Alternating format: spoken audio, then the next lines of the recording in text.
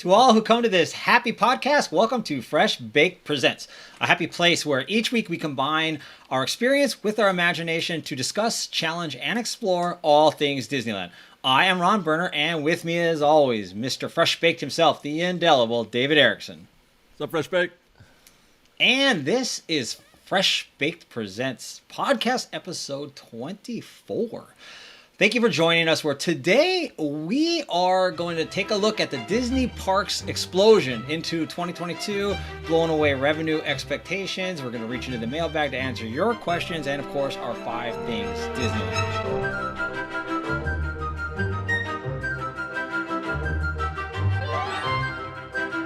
David, how are you on this crazy post-Super Bowl week? Man, you're right. It is crazy. I'm doing good, man, but it's been a whirlwind of whatever. I mean, all kinds of things are happening post Super Bowl. But congratulations. I don't know if you're a Rams fan. I am. I don't know. I'm a No, Dolphins. you're a Dolphins fan. Yes. But I mean, we live in Los Angeles, so it's fun. I mean, I live a mile, probably 2 miles, just so everybody knows, proximity from SoFi Stadium. Okay. Like everything that was going on was right there. Planes in the sky, writing, spelling out Rams, all kinds of. Yeah, it was madness all over the place. So it was very, very cool. But yeah, it was super fun to see. Just in general, with all the party and all the energy of the world is focused on us. The halftime show, LA specific, if ever there was Great one. halftime show. Loved it. Yeah, it was super awesome. So yeah, Rams win the championship. They go to Disneyland. How was that? Intense. I thought I was gonna have more of a casual visit on that day, but it was not casual, to say the least. I mean, I'm talking about the parade. Yeah. Yesterday, that was. I haven't experienced crowds like that at a Disney park, for years now. It was momentary. It was, they were gone, and everybody left after the parade. I was going to ask you how long it was, because traditionally they say it's 4 minutes. No, I mean, the parade itself is, one float. It's one float. Right. A couple football players waving at people, and then, thank you, good night, and then that's it. But the waiting. I was in my spot for 90 minutes. There were people that were waiting on Main Street for hours. Right. Well, I was very curious. I know Disney announced it the night before, but I was very curious on how they do it, because typically it really does happen the following day at Disneyland, yeah. which I knew. Obviously, I worked with at the NFL. I worked with lots of Super Bowl winners, so I got to hear all the good scoop. But they literally fly to either Disney World or Disneyland, and since we're in LA, I was curious because LA Super Bowl with the LA team, which is a home Super Bowl, which is so bizarre. It never happens in the history of NFL, besides last year. Then there was no place to go, so I was curious to see how it was going to all handle. Like, they didn't have to jump on a flight to go from the Super Bowl location they hung to out. Disneyland, then from Disneyland back to their home city, which is the third place. They didn't have to do any of that. Nope. Super cool. Very, very easy decision to take that to Disneyland. That's cool. Okay, so I wanted to get this conversation kicked off without even I'll ask you a question, Sure. but as we all know, the earnings call took place and Disney just blew expectations, Wall Street expectations, out of the water. So I guess there's so much meat on the bone. I'm just going to give you a Bob Chapek quote and let you run with it. Domestic parks and resorts achieved all-time revenue and operating income record They've achieved an all-time revenue and operating income record despite the Omicron surge. He said that the stellar performance was achieved at lower attendance levels than 2019 at the parks, which was due to carefully managing demand via the ticket and reservation systems, i.e. Genie Plus. He also said that during the holidays, over 50% of guests bought Genie Plus at Walt Disney World and Disneyland, and aside from the holidays, more than a third of our domestic guests bought the Genie Plus and or both Lightning Lane and individual attractions. Yeah. Your thoughts, sir? My first thought was simmer down a little bit, Bob Chapek. Just it's funny. I'm new to the stock trading game. in the past year or so. I've been, I never really traded stocks before, so I don't know everything there is to know about it. But the fact that they got there was a a lead up to this call where some of the analysts were saying expect theme parks in general to post better than expected revenues for this new quarter, which I'm thinking, well, of course, Disneyland was going up against zero for 3 months of the year in 2021. There was no parks. So they better show an increase in revenue. If you can't beat 2021, then you're doing something terribly wrong. So there's that. But what kind of, this may be cynical for me to say this, I guess, but I don't really feel like they should be slapping themselves on the back over this, talking about Genie Plus and record revenue, because two things they had going in their favor in the since the last earnings call. I think no, they've had an earnings call since then, but Genie Plus was new to market, and over the course of the year, you have Magic Keys were new to the market, and anytime you bring something new where there was zero before, you're going to have an increase in profit, an increase in revenue. Genie Plus exists in a brand new space where there was nothing before. There was no revenue being generated by FastPass or MaxPass or anything like that. They went from zero to whatever it is that they're earning from Genie Plus. So of course, that's going to reflect positively on the books. But I don't know if I would agree. I mean, he's saying 50% of people in Disneyland were buying Genie Plus. Is that his quote? That's what his quote over the holidays, and before the holidays, if you factor that in, a third of all guests. I don't know. You know what? I mean, I use my eyeballs. I don't get to look at the books. Right. I use my eyeballs, and my eyeballs are telling me no, they're not buying Genie Plus. You can just go to the park and see. Look at the return times for Genie Plus. They're not for hours from now. They're for now. And if I'm buying Genie Plus and I'm booking a Fast Pass or a Lightning Lane for Big Thunder and my return time is now, that means that there's nobody ahead of me. There's nobody booking that ahead of me. Haunted Mansion or any of the others, most of those are for maybe 15 minutes, 30 minutes. Yeah, they're going to argue that's how efficient it is. They're going to say, see, yeah, Genie but Plus. That's not the Genie or the Genie. Well, no, I know that. And I mean, I don't know if these guys go to the parks.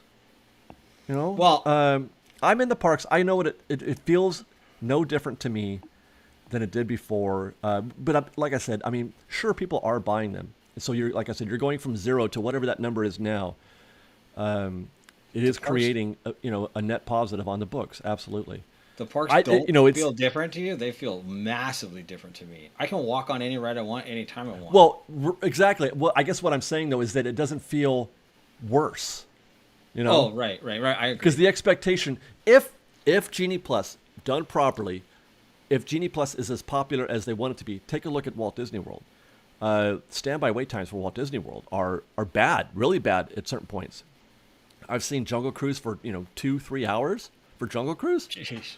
Yeah, we got nothing like that here at Disneyland. So obviously, these numbers, by the way, are representative of the entire Disney parks. All parks.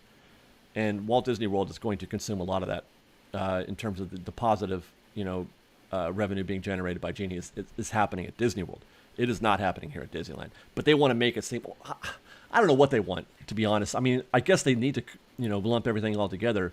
But as a person who, is exclusive to Disneyland, I'm here to tell you that is not my experience at Disneyland. My experience is not what they're reporting. Well, I can tell you this. I can tell you exactly what they want. It's Bob Chapek. All of this is on Bob Chapek's watch, which means Bob Chapek absolutely needs to sing. Yes, he does. His own praises. And also, that being said, so the changes that were made and these things that are happening under his watch are effective and they make sense. And I made the same point with I wrote some stuff on Twitter regarding what you said about I worded it the shiny new thing. So the shiny new thing, the Genie Plus shiny new thing. Of course, I got it. I got it twice just to see what it was all about. And right. And every single time I've been in the park since then, I've never even looked at my phone once. I still haven't bought it. For that. It's not for me because I don't need it until I need it, I guess. And maybe there'll be a future state. But the point I made is attrition. This applies also to opening of rides. I've always said that they're never going to open two things in the same year. It's going to be like 2 years, and some studies say up to 5 years for attrition, but I'm just going to say 2. So Genie Plus can probably maintain this for up to 2 years in some way, some level before we get attrition, which is always a real thing. Attrition exists in everything, no matter how great it is. And the reason that they keep moving the cheese, I've talked about that before, the reason they keep moving the cheese is because attrition hits and they need to move the cheese to get the spike back up. So Genie Plus is definitely, I'll say this, the report coming back the way it came back indicates to me that Chapek is getting buried unnecessarily on some level, and the reason that the report looks good is the investors want to see. First of all, it's all based on Disney Plus. Disney Plus I made the analogy that it's like the football program pays USC football pays for USC volleyball and all that other stuff. Disney Plus needs to be a massive success for all the rest of it to be effective overall for a company, for the stock to go up.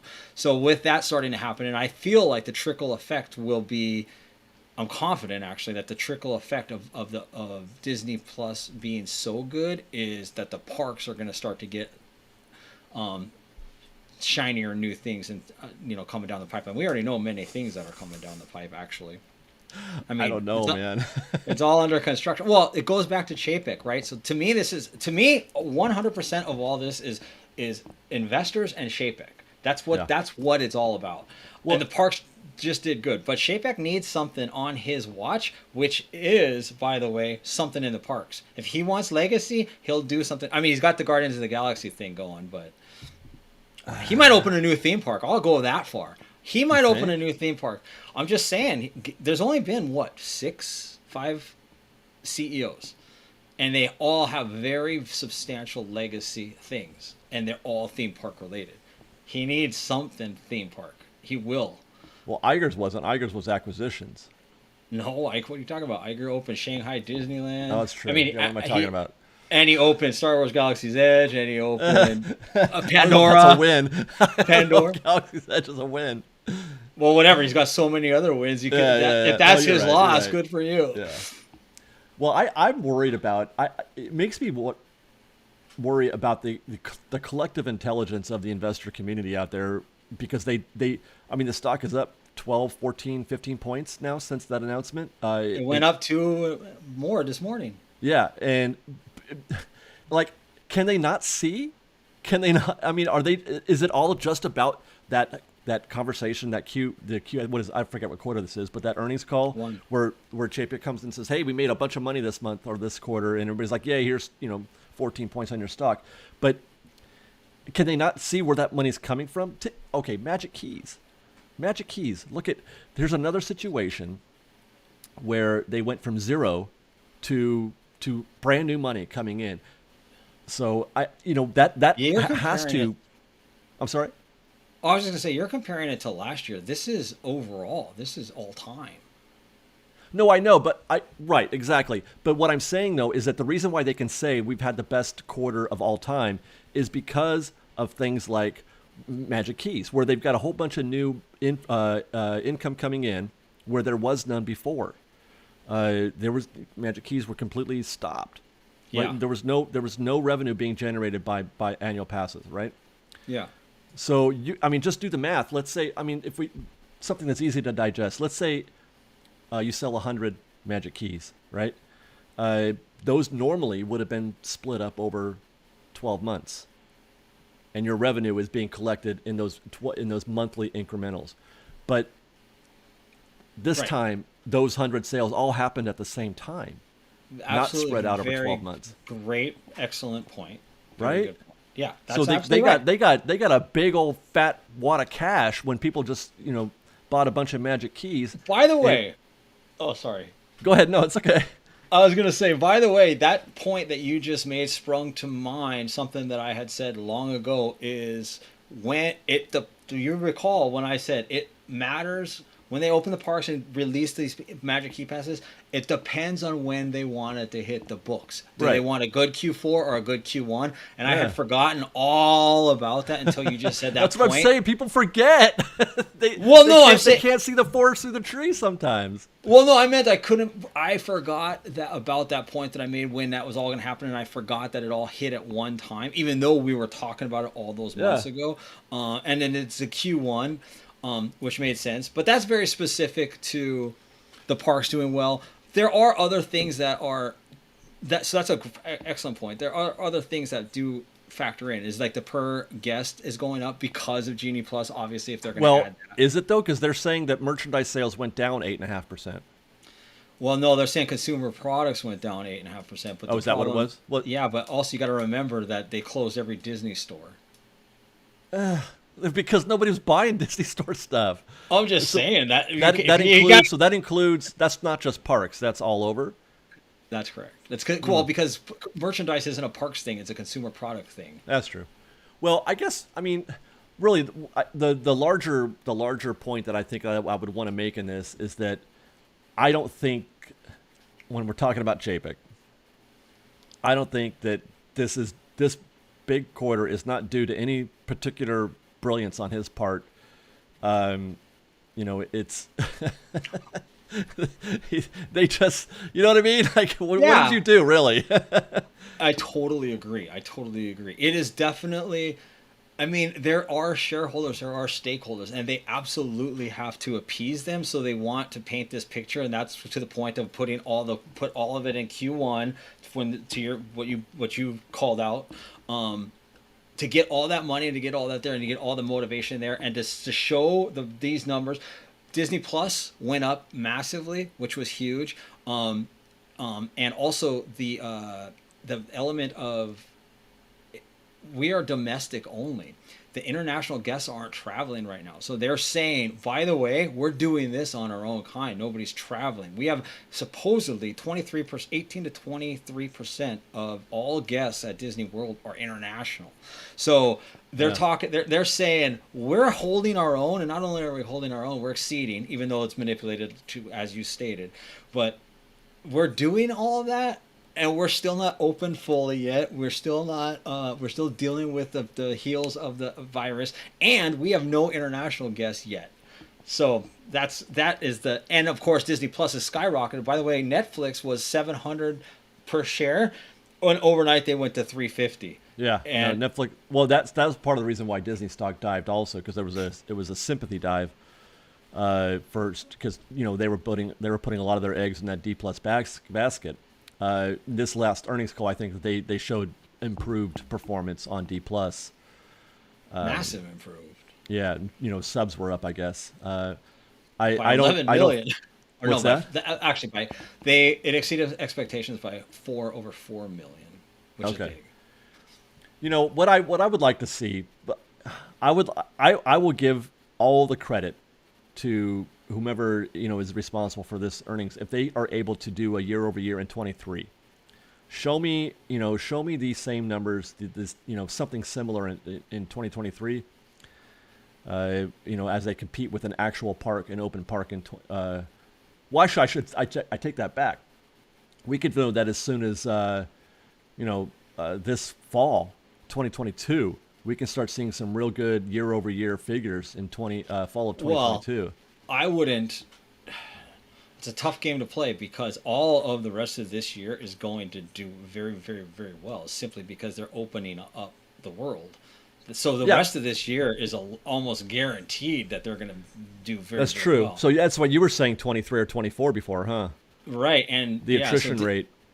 The attrition, so they're going to be. I believe it just again. Sometimes I sound like I just winging things. This is actually what I do professionally for organizations, right? Yeah, attrition and value, and these are the things that I work with daily. So typically speaking, to see the true where Genie Plus settles, it's probably going to take 2 years, and especially this year when the world is still opening up. So I wouldn't think too much of it, other than I would like. Let's put it this way: if we're not seeing a steady increase or a flat. I don't even think we'll see a flat line this year. But if we're not seeing a steady increase as the parks open with all, because remember, all the merchandise, all the dining, all the food, prices have gone up for everything. Not to mention ticket. Not to mention ticket prices have gone up, but they're giving us the same thing. And I'll even go a step further. I wouldn't be surprised if they start charging for more things because. Well, what else can they do? I was thinking that same thing because in order to make up for, in order to show year-over-year gains, you have to keep monetizing different aspects or trim fat where there is no fat to be trimmed. They're already pretty lean. Right. In certain areas, like they're talking about changing the size of the portions. Remember that? Oh yeah, that's a fat 100%. Trimming measure.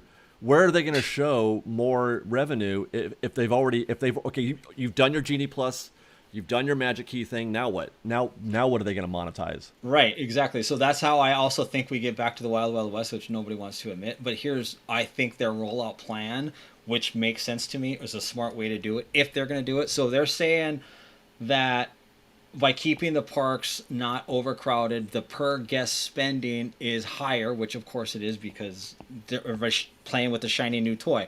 But over a long time, when when they get to their point of attrition or they get to their point, I believe they'll slowly, more Magic Key opportunities, more reservations availability to allow more guests into the park. Yeah. Like that's probably going to be a slow roll, almost like the frog. We always talk about the boiling the frog slowly in water.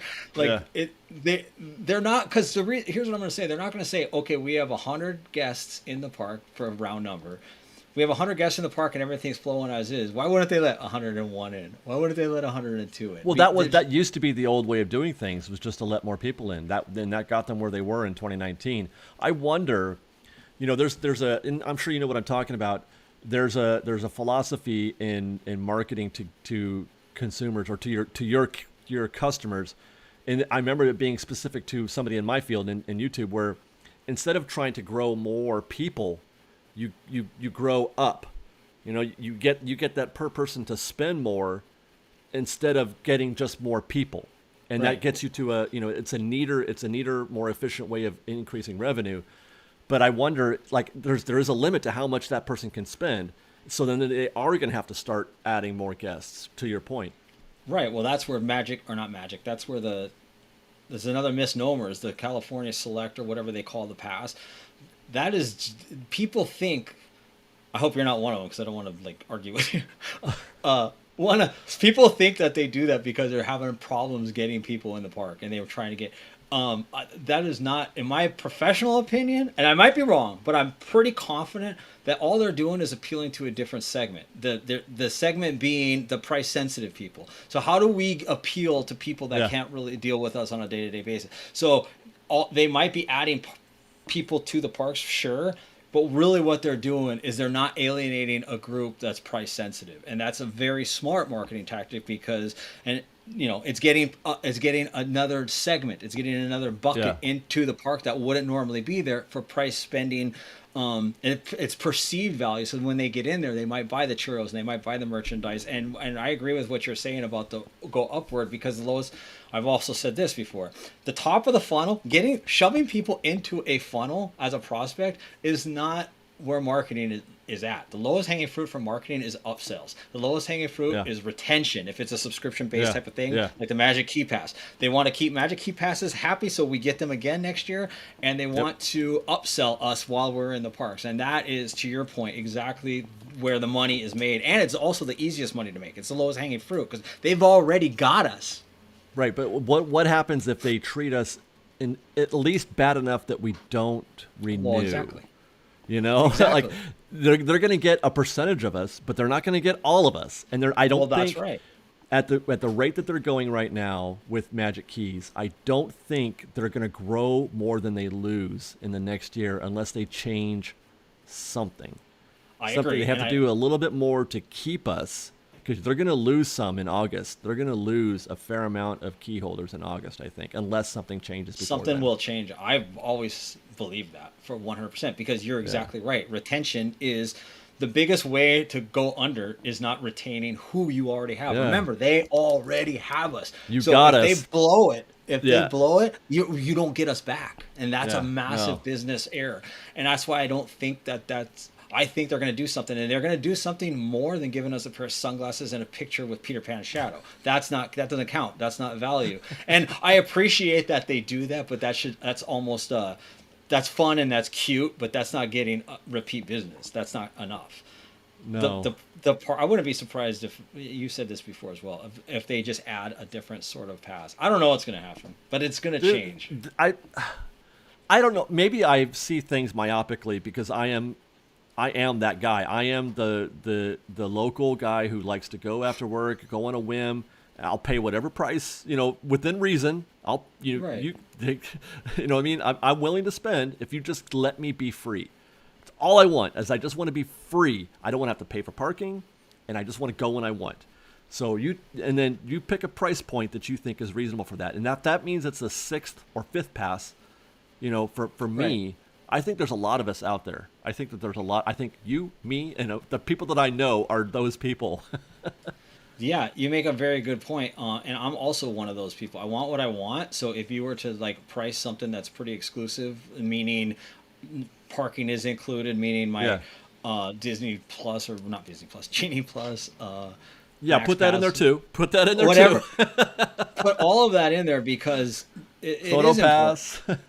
Put it all in there, and I will pay for it because I want what I want, kind of a thing. It made me think. I'm trying to find something very specific happened from that Chapek said, which was very interesting, and I can't find it right now because I have so many notes. But essentially, what he said is the price point is based 100% on demand. Right now, the demand for the Disney parks is so high. He's saying that's why the price points are what they are. But that also makes me think prices are going up. If this current price point is based on demand being super high, that doesn't reconcile with me, because they know they got to know they could get more for the kind of pass we're talking about, right? Yeah. So here's what it was. CNBC interviewer asked him about backlash on pricing vacation packages and what the primary causes for the pricing increases was.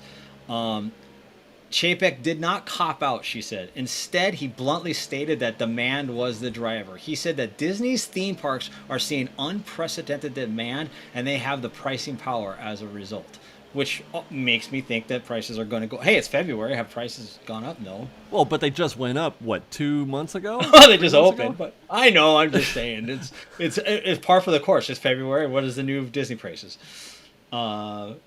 So it is interesting from the standpoint of, I think that everything is going.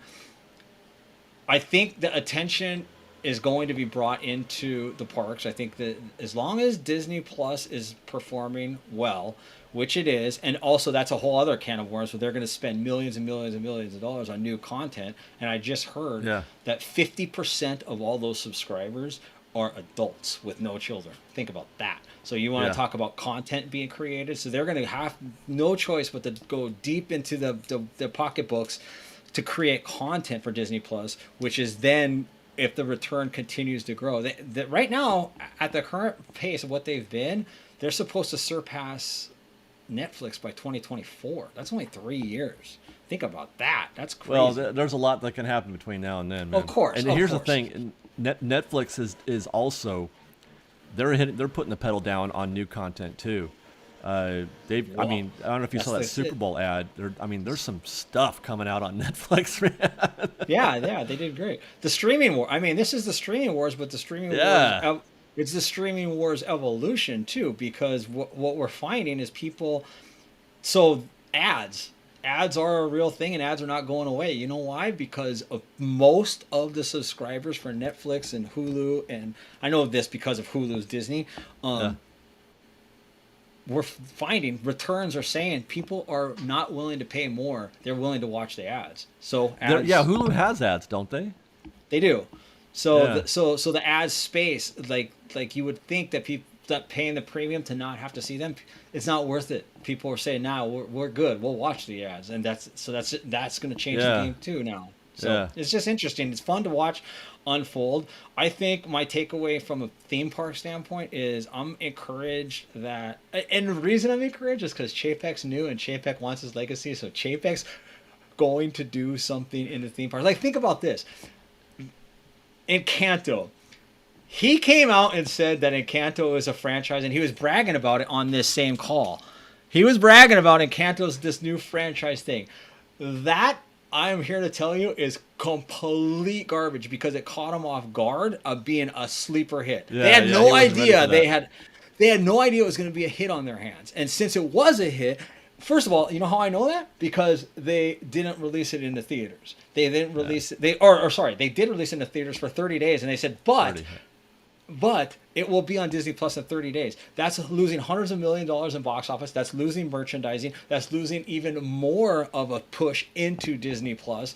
So he handcuffed himself and totally screwed that up. So that's why I know that. And now, furthermore, the fact that he won't shut up about franchising Encanto, I wouldn't be surprised if the backlot at DCA becomes Encanto. I'm just saying. That's how that's how this stuff happens. Going, man, I love it. That's how this stuff happens, though. This is all CEO legacy. I don't think Chapek knows content. He doesn't. He knows balance sheets and things like that. He's smart. People don't think he's smart. Chapek is very smart, but just not in the ways that we're used to Disney people being smart. Chapek, he's fiscally smart. Yeah, when I listen to him talk, I'm like, geez, I can't talk like that. I don't know what the hell, I don't know what he's doing, but it's making perfect sense when he says it. He doesn't know content. He doesn't know talent. He doesn't know art. At least that's the way he seems, I guess. Right, totally agree with that. He's definitely the business side of things. I only say those things because I think he needs something on his watch theme park related. What does that look like? Yeah, he's been getting burned for years. I would be sick of it too, man. I would want to win. No, I'm only saying that because Eisner. Go down the list. Roy, next guy. The next guy did Tokyo and Epcot. Then Eisner had Euro Disney, which is a colossal failure. But then he did Paris, and he did every single CEO at Disney has a legacy of significant in the theme park space. But you want to know why I say legacy? Because the one thing that lives forever, essentially, is what happens in the theme park. All those other things you do can go by the wayside easily. No, that's true. They can be sold. Yeah. Can be sold off. Theme parks have they just last. It has lasting, enduring power. So, it just got me thinking. Chapek is going to do something. And I had not considered that as a possibility, but you make a good point. We'll see. I feel because I don't know how. I guess they do. We're running really long on this, but I told you we could talk for a while on this. Yeah. Oh, I didn't even care. Nobody cares about the history of Disney anyway. Nobody cares about. But I know that they have a bunch of cash on hand actually, which is another point. Which you'd think that their inability to create revenue may hinder their ability to expand parks, that kind of thing, because they don't want to spend a bunch of money and go into more debt, this kind of thing. They do owe debt. They owe, but they've also got cash on hand. Yeah. So there is a possibility. Yeah, they might if they. The only thing is, I don't think it's going to be stateside. Like, where would you build another park? I don't think it'll be stateside either because, again, it's about expansion. It's about moving. Yeah. It's going like Germany, even though they have the second biggest theme park in the world is there, or the second biggest theme park company is in the world there. Yeah. I forget what they're called. I don't know at all. I'm just saying. Everybody else opened a theme park. Does he want to be the guy that says, you know what? All 6 of them, my friend. I think I might need to fact check myself. Well, Ronald Miller was. Does he even count? No, he doesn't count. I was gonna say he was a wife. He was only there for a year, so he doesn't count. Yeah. So if you don't count him, and then the other guy was only there for like 5 or 6 years. But I'm just saying it. I just threw out he'd open his own new theme park because in my head it just seemed like everybody else did. So why wouldn't he? And I don't know. I definitely think in the cards something big is going to happen because he's definitely making big changes. And don't even count Disneyland forward because in 30 years he will not be here. So I don't know. That's a What fun if, conversation man? because What things are if? going to be coming. Things are going to be coming, and I look forward to it. So I didn't know how that conversation was going to go, where it was going to go, how to get it started, and what to talk about. But clearly, I feel like there's so many more bullet points and so many more things we can. I didn't even get to all mine. No. Well, go ahead. So I'll shut up. No, it's all right. I'm sure we've got more show today here. I mean, I can't even I wouldn't even know how to get into it, but I'm looking forward to, the story's not written. 2023, 2024, story's not. We're gonna have to wait. We're gonna have to endure the next year or two and trying to figure out what the big plan is here before we can realize it or say it's working or not. It's too early. It is such. All bets are off, Ron. Post-COVID, all bets are off. Nobody knows. Nobody knows anything about what it is today versus what it was before. Nothing counts before. Well, that's why 2023 matters, because in my opinion, the rest of 2022 is going to be sexy as can be. Everything's going to go up. Everything across the board. It just has to, because I mean, let's put it this way: if it does not, be very concerned, and we will have a new CEO. Yeah, no, that's for sure. Thank goodness for Bob that he got this quarter. Let's just hope that he gets another good one. We shall see. We shall see. All right. Well, there's so much more. I don't want to stop. I'm feeling good. That conversation just excites me so much because I love Disneyland, and I love the art, and I love the theme park, and I love all that kid stuff. I love it so much. But I'm also, my heart and my passion and my fascination is the business side of things. What goes into a global corporation making these decisions and how they trickle down. And I like to think that they know. And look, you said Bob's he's a super smart guy, right? You don't get to be the CEO of a company like Disney without being very good at what you do. I'm sure he's impressive to a lot of people in a lot of ways. Bob does come off as being impressive in a lot of ways. He does. Yeah. So other than Ronald Miller marrying Disney's daughter, yeah, right. What did he bring? But he played in the NFL. So was it NFL? I thought it was college. Was it NFL? I think. Well, he might have been a marginal NFL player. I'd never heard of him, and I'm an NFL freak. No. Okay, we need to do Disney history, and lucky for you, nothing happened this week. So let's move on to. I'm just kidding. I didn't even. At some point, I'm going to find my notes on this week in Disney history. David Erickson. 1960, the opening day Stagecoach Frontierland attraction closed this week in 1956. I said 1960 because it became Rainbow Mountain Stagecoaches, which also closed this week for good in 1960. And David, the stagecoaches were removed because the horses were spooked by the Disneyland Railroad that traveled nearby. Wow. Did I do? Well, that did makes I sense. say? I feel I've read that so many times now. I feel like I did that one last week. Sorry. Huh? This week in 1960. I didn't know anything about this. The Satellite View of America exhibit closes in Tomorrowland. On opening day in 1955, it was known as the Space Station X1 exhibit. But beginning in 57, it was renamed Satellite View of America. Guests viewed a shaped scenic painting of Earth as if it were being viewed from space. Does not sound awesome to me. No. Sometimes I think the ideas are better than the what the final product is. That does not. That wouldn't work. I can imagine that being kind of funny. It is funny you say that because several of these are kind of that happened this week in Disney history happen to be a little bit of fumbled ideas, and it got me to thinking of how funny it would be a whole video, FreshBaked content or something on Walt's not so great ideas, or Walt. We think of him as such a god, and he is a god, but we think of him, and he has so many of these. Like when I was reading this, and you're gonna get to hear him, how funny they are. Like Walt had a lot of these in his funny way, a lot of these silly little things. This one was 75, not Walt, but Walt Disney Productions announces an $8 million 15-month America on Parade project in celebration of the country's 200th anniversary. The Special American Bicentennial Parade ran at Disney World and Disneyland from June 75 to September 76. Disney designers led by entertainment head Bob Chapek came up with special floats and a series of costumes featuring oversized heads that told the story of America's history, culture, and achievements from its pioneers to the present, all marching to a soundtrack of America's popular songs recorded from a band organ, the Sadie Mae. The parade was led by Mickey Mouse, Donald Duck, and Goofy, known as the Spirit of 76. I think we've had something happen with that parade previously because I had it on, but I don't recall. Just another interesting idea, right?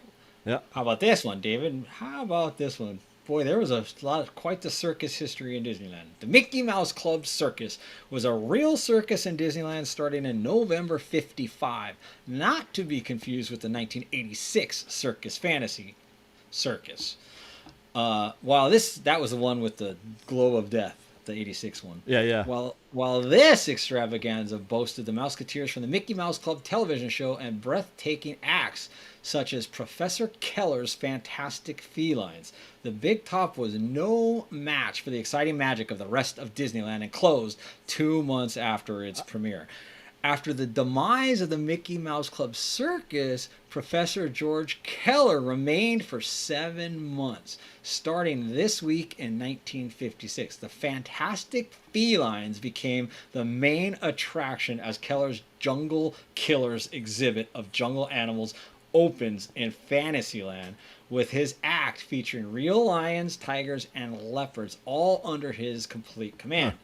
It had proved to be a sensation at circuses around the world, so Disney kept it. His famous popular move, he put his head in the mouth of the lion. Oh yeah, that whole thing. At Disneyland.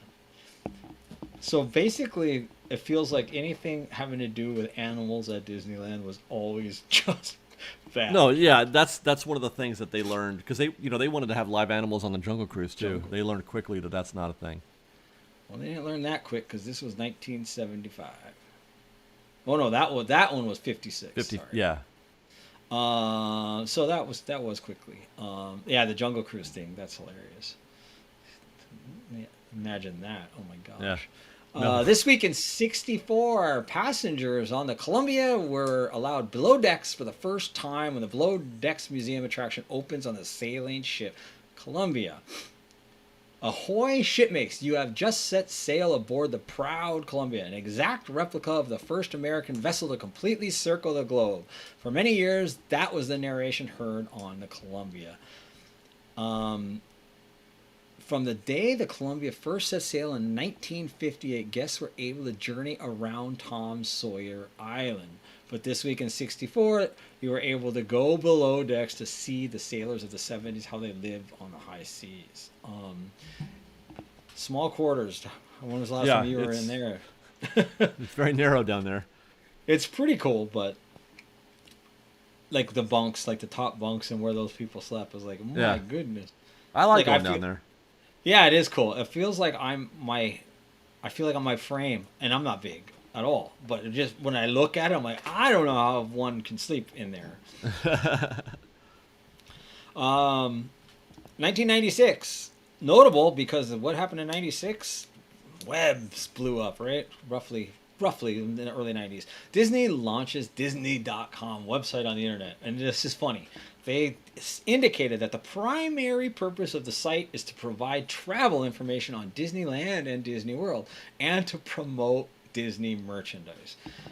So, how did that whole thing unfold? I think if that became Shop Disney, then it was Disney, all merchandise. The last thing this week, Sharon Disney, adopted daughter of Walt and Lillian, dies of complications from cancer at 56. She married first Robert Brown, who died shortly after Walt, and then later William Lunn. She had 3 children. Sharon was one of the founders of Retlaw Enterprises, a successor to the corporation originally organized by her father, Walt, in 52, to further his family's personal business interests. Retlaw is Walter, spelled backwards. Sharon was elected to the board of directors of the Walt Disney Company in 1984. She was a trustee for Cal Arts, the school in Valencia that was originally funded by her family. And her charitable activities included a school for children with learning disabilities and music centers. She and her family have contributed nearly $100 million for construction of Disney Hall on Bunker Hill. And this is the fun part. Traditionally, the Disneys have been an extremely private family despite their fame. In 1992, Sharon was quoted by Forbes magazine that the Disney children were never raised with the idea that their father was a great man. He was daddy. He went to work every morning. He came home every night. He was daddy. That is so sweet to think in those terms. Yeah. Walt, even in those days, it caught me off guard because nowadays it's hard, like working in production and stuff. The producers and stuff that I know, or even at the NFL, they're not home every night. None of that world is. Yeah. Walt creating the world that he created with the movies and with the theme park, with everything, was still home every night. It's just, it's amazing. Yeah. Good for him. Good for him. Okay, David, we have mailbag questions. Thank you for the questions. David. This could probably be its own show by itself, but here you go. Have fun with this one. If you could overhaul one area or land in the parks, where would it be and what would the changes look like? Asked by Andy.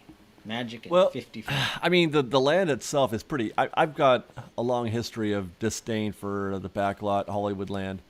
That is just the biggest waste of real estate in the history of Disney parks.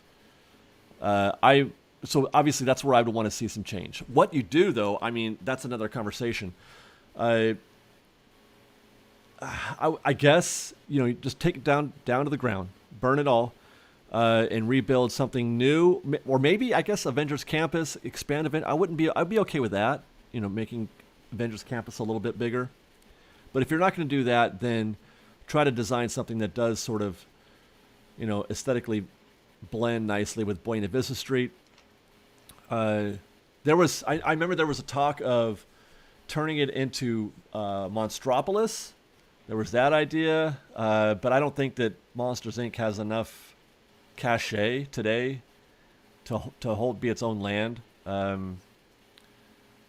There was talk of doing like they were talking about maybe putting Mickey Minnie's Runaway Railway there, but those plans got shifted over to Toontown, obviously. So I don't know. I'm not creative and smart enough to figure out what to put there. I just know that the Hollywood land sucks. So that's the beginning of that conversation for me. I know. I totally agree with that. I would say exactly the same thing for Tomorrowland. Like exactly. Like just interchangeable words. Tomorrowland and the backlot in terms of, even though Tomorrowland does have things. I don't know what I would do either. You said it best. I don't know what to do because you need a creative team. Like you know what I would do? I would have an internal thing with Imagineers to put together a pitch, to put together a piece, put together literally a project, and you're going to come in and you're going to pitch what you would do. And I would have like an internal contest with Imagineers, and then from there get an idea and brainstorm and come up with something, because I'm not smart enough to do it. So if I was CEO, I would want that. But since our CEO is Bob Chapek, and since he wants to do something, I'm going to say the backlot is going to become Encantoland. Okay. Because of Chapek. Well, it's his franchise. It's his Are you kidding me? What? He has a franchise. That house is ripe for being recreated and creating, interactive elements that could lend itself to that.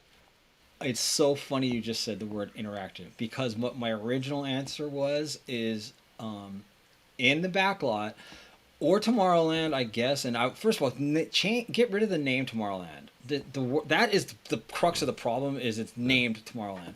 But anyway, the metaverse is a real thing, and a real thing that's coming, and this is probably going to be what's going to be on Bob Chapek's watch. And that's, the magic bands, when these magic bands come, they're already going to be in tune with the fireworks show and the parade. So the whole park's going to light up on your wrist and all of these kind of things. The metaverse is a real thing, and Bob Iger said that it's coming. He said that he can't really say more than that, because as he was going out the door, those conversations were going. So the metaverse in what that means necessarily, we don't know. I don't know if they're going to do a whole Oculus thing back there, but that seems troublesome because now everybody has to put on headgear. Like, I don't think they're going to do any of that. Yeah, But no, I don't. but technology, cutting edge technology, futuristic, metaverse. I definitely see very futuristic. I think some of the things that are going to come in are probably the things that we're not able to wrap our minds True. around at Yeah, the moment. we're not even there yet. Yeah. So I don't know. I feel like we go to Disneyland to get away from things like the metaverse, but I know, but yeah, I totally agree with that because I was thinking like, what are you going to put, like the roller coasters and those kind of things? It just feels like the cutting edge and a Chapek led situation feels like, you know what I mean? It feels futuristic. Yeah. It doesn't feel like it's kind of like roller coasters. We've done a roller coaster, and then after we did Rise of the Resistance, how can we do another roller coaster? Yeah. I don't know. But good question. Magic in 1955, and by the way, that has always been the $64,000 question. Backlot, Tomorrowland, Yeah. like what? What, David, is your favorite festival during the year that involves special food? Although I think they all involve special food. They all have special food. Yeah, well, I would say that Lunar New Year is my favorite festival for food. I think the best food is served at Lunar New Year. I think that the actual Food and Wine Festival has maybe the worst food throughout the year because there's a lot of misses in Food and Wine. But I feel like the best shows, Festival of Holidays has the best entertainment. So that would be my answer. Lunar New Year has the best food. Festival of Holidays has the best entertainment. My answer also Disney's Festival of Holidays partly because it's that season. It's definitely the one where I try everything because they have the seasonal or the holiday dishes, which it just seems fun. But it's that energy that time of year. It just makes it fun. The other ones are fine, and I always check them out and get random things here or there. But I think the one that I enjoy the most is because it's just that time of year, man. The Festival of Holidays is just cool. Thank you for the question, Angelica. The girly nerd asks, which downtown Disney restaurants do you enjoy most? Well, I would say that this pretty much is answered by the place I've been the most, and that's Tortilla Joe's. But I'm a sucker for fajitas and a margarita. So, that's why I go there the most often. So I guess that would be my favorite. But I mean, Ralph Brennan's is good. Naples is good. Yeah. It's so funny because I'm gonna shock a lot of people. Maybe not. I haven't been inside 90% of the places in downtown. It's a sidewalk for me. I don't go.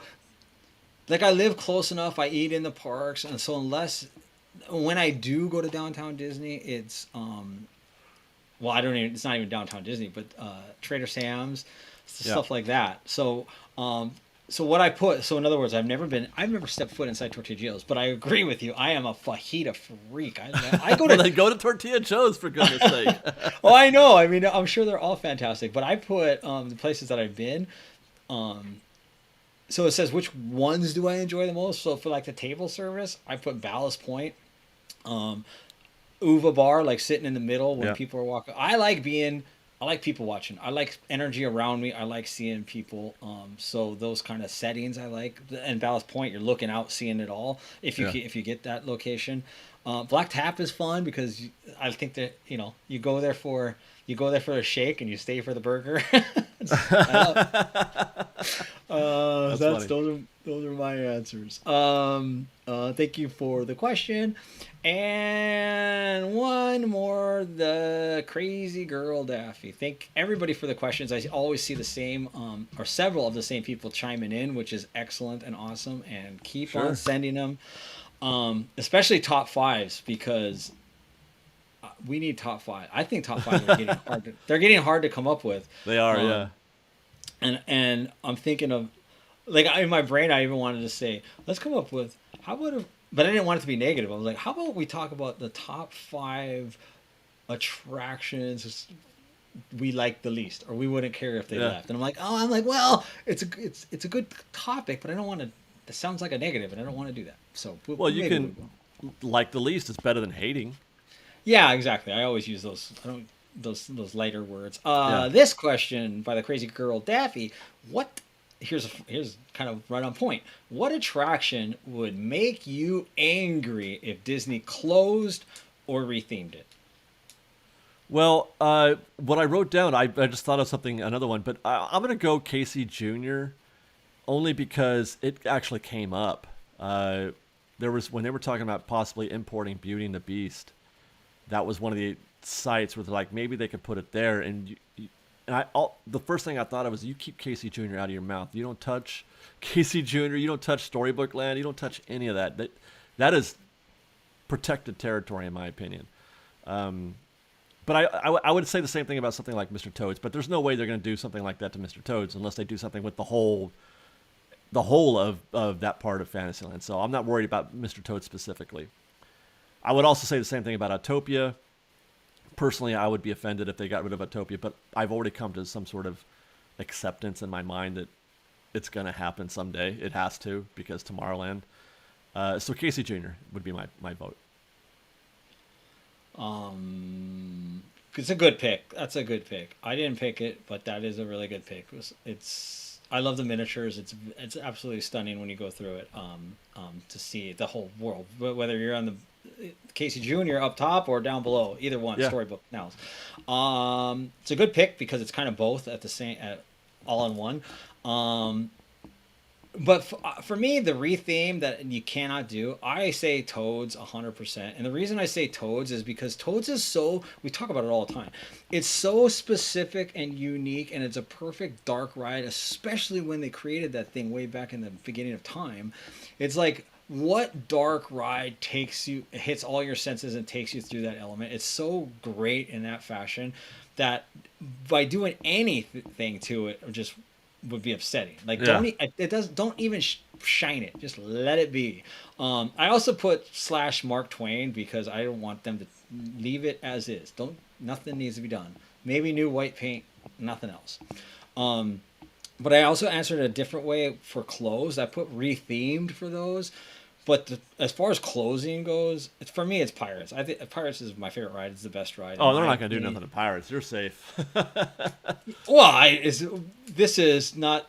The question is, what would I know they're not going to. No, the question is, what attraction would make me angry if they did it? I don't get to tell her. Well, they're not, so I can't answer that.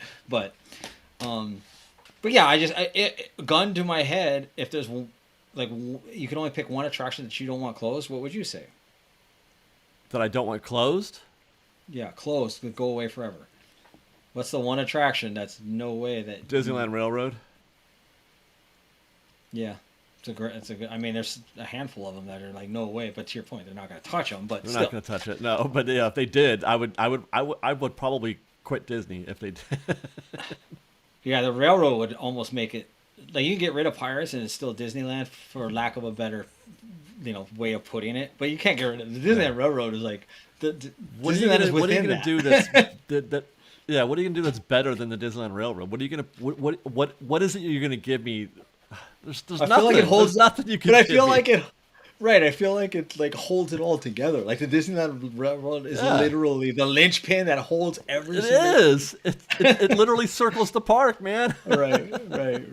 All right, thank you for your questions, and please send more at Fake Ron Burner and or at FBP Podcast. Please send them in, and top fives are welcomed. Trust me. You know why? Because this is this week's top 5 things Disneyland, or just 5 things Disneyland. Actually, I didn't write it down. I wrote my answers, but I didn't write the topic. The question, the top, 5 attractions, 5 favorite attractions that aren't from opening day. Right. Okay. Thank you. Sometimes I drop the ball. Well, I'm here for you. I appreciate that. Top 5 attractions. Wait, what? That are not opening day? Your favorite 5. Favorite 5 attractions that were not there opening day. Yeah. Mr. Erickson, number 5. My number 5 is Radiator Springs Racers. Does that count because it's DCA? Am I okay to go to I DCA? put Disneyland. I put Disneyland specific because DCA is 2001, and I could pick a lot of rides there, so I didn't. That's true. Well, I'm. You know what? I can't think of a fit. I'm going to keep That's it. okay. Because all I can say is where I came out, I remember thinking this is the best attraction that's ever been built. So that's got to count for something. You know what I mean? When you're making a list of favorite things, Radiator Springs Racers is a piece of art. So that's going number 5 on my list. I'll keep it to Disneyland after that. No, I love it. I totally love it. I totally love it. My number 5, Disneyland, Space Mountain. Space Mountain. I don't know. No. You can say no. You're wrong.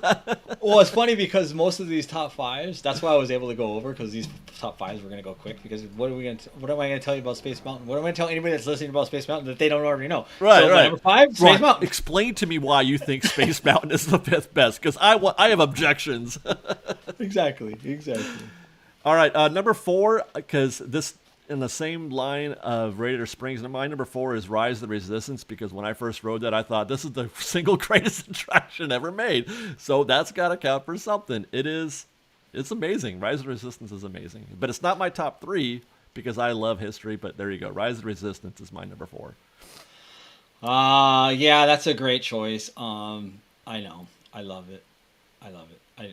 Rise was the one that I was fighting with like crazy for this whole thing, but I didn't do it for 4. What I did for 4 was Big Thunder Mountain Railroad.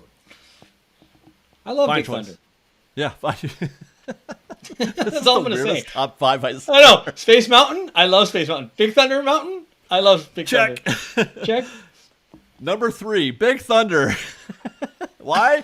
Because there was a time in my life when I thought Big Thunder was the best attraction at Disneyland. I tell you what, it's nimble. It is it's the best combination of thrills and theming. When you talk about, here we go, I'm giving you reasons. They've combined it. This is why I love Tony Baxter, because he's able to make a fun ride that's also a piece of art that you could walk through. You know, Big Thunder, man. I agree. Speaking of Tony Baxter, my number 3, Splash Mountain. Boy, did that guy have a good run. He did. He sure did have a good run. And then they said, you know what? We don't want you to work here no more. I know. It's so weird. There's more to that story that we don't know about. Probably, yes. Splash Mountain. No, not Space Mountain. Space Mountain didn't even make my list because that's how wrong you are on that. Well, I wanted every mountain. Oh, did you? My number 2 is Pirates. People think that's an opening day, or some people might think it's an opening day attraction, but it's not. Not even close. Not even close. No, but Pirates of the Caribbean. I mean, what more can you say about? You know, it's the attraction that defines Disneyland for a lot of people. That and Haunted Mansion. But it's not my number 1. But it deserves to be right up there as a historical attraction. Your number 1 is my number 2, and my number 1 is your number 2. Oh, wait. You think? Did I drop the lead? Did I bury the lead? I don't know. My number 2, Haunted Mansion, is for sure your number 1. And Haunted Mansion. I love it. And I am a fan of the fact that we get 2 incarnations of it. I love them both. Oh, yeah. I think it's fun. I think it's great. You know what's interesting? That's not my number 1. Didn't even make my list. I am shocked by that. That is, well, here's the thing. When I put I know what you're going to say now. Pirates number 2, I in my mind, I'm like, I think I need to pick one of those 2. Right. But I didn't want to do both. I noticed Pirates didn't make your list, or did it? Is that number 1? Well, Okay, we're not there yet. I've already said what the best ride at Disneyland is. So am I going to do my number 1 and have it not in the top 5? Well, my number 1 is, and it's personal to me, is the monorail, because I'm a nerd for that thing. And it's not that because it's better than Haunted Mansion or anything like that. It's just that I love the freaking monorail, man. I love it. I love what it does. I love its history. I love its story. I love how weird it is that it's there. And, because it doesn't, the fact that it even exists is strange to me. And that's why I love it so much. So monorail is my number 1.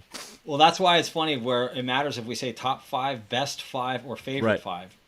Because favorite 5, I can't argue with you because fine, if you like the monorail, you like the monorail. Yeah. I think it's cool to look at. It's like it's the most meh thing ever to me.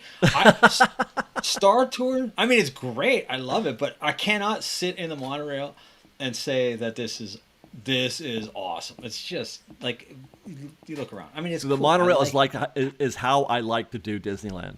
So Yeah, no, it's totally. I mean, it's interesting. You don't like Star Tours, which is absolutely awesome. Star Tours is way better than Millennium Falcon, but you love the monorail as your number one favorite non-opening. we're gonna day fight. ride. This is why I drink Bud Light, because I need. I can't get things to work at The least. fact that wait, are you saying Star Tours is your number one? No, my number one is Pirates of the Caribbean. Oh, okay. I was gonna say, whew. Pirates of the Caribbean. To your point, they are. I agree 100%. Haunted Mansion Pirates are kind of hand in hand, based partly because of proximity, but Pirates came out in '67 and Haunted Mansion I think '69, so they were like right there together. Nowhere near opening day, but I guess I was just thinking vintage Disneyland, like the old school Disneyland. And there's so many other things, but anyway, that does it. So. On that note, I had no linear path on today's show whatsoever. It was just rambling, if ever there was rambling. So, what did I forget to ask you? It's probably going to be the best show ever now that we've done it. What? I know, I always like to have so much control and know where the narrative is going, and then this time I'm like, I don't even know how much time is it? What time is it? How are we over? What did we talk about? What segment did we miss? Earnings report, Bob Chapek, Genie Plus. What do you want to?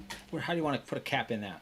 Any of it? I don't know. I guess there is just wait. I think that it's too early to tell this story. That before we either congratulate or condemn anybody, it's too early. The COVID has screwed everything up so much that we don't even know what's up and down anymore. So 23 might be that'll be when we'll start knowing things. I think. Start. Yeah, you're right. And also back to your point about all the magic keys hitting during that quarter. That means in the second quarter when it comes, they don't get that. They're not going to know. Well, I have to think. I'm not sure. I don't know when that revenue hits the books exactly. Which quarter that would have been, but it's split because of September. Yeah. Okay. All right. Yeah, you're right. We're going to know soon. How that affects the books in the next quarter, right? Well, also, now that we're in this quarter, just got me thinking again. Let's do a 2-hour show. Now that we're in the next quarter, this is when we're going to see Magic Keys open it up. So remember they put a cap on that and they said that they're locked up? Well, they're not going to open that up until they can figure out what's happening with that lawsuit. Just get your new language out. Rewrite it. They're not going to win that lawsuit. No, they can't win that lawsuit. I don't think. Well, people think it's a slam dunk because of all the CYA in the verbiage, but I'm telling you, that CYA is not what the problem is. Yeah, I know. It's funny. That's a whole show too. So anyway, that's a wrap on this week's show, and there was a lot to talk about and a lot of fun stuff. So we have 3 months to prepare for when we do the Q2 report, right? And how it compares to this. And I'm going to need all that time because this caught me off guard. So thank you for tuning in to episode 24. Join us next week when we talk about some more Disney craziness that I have no idea yet. Until then, Fresh baked. Fresh baked. Awesome job.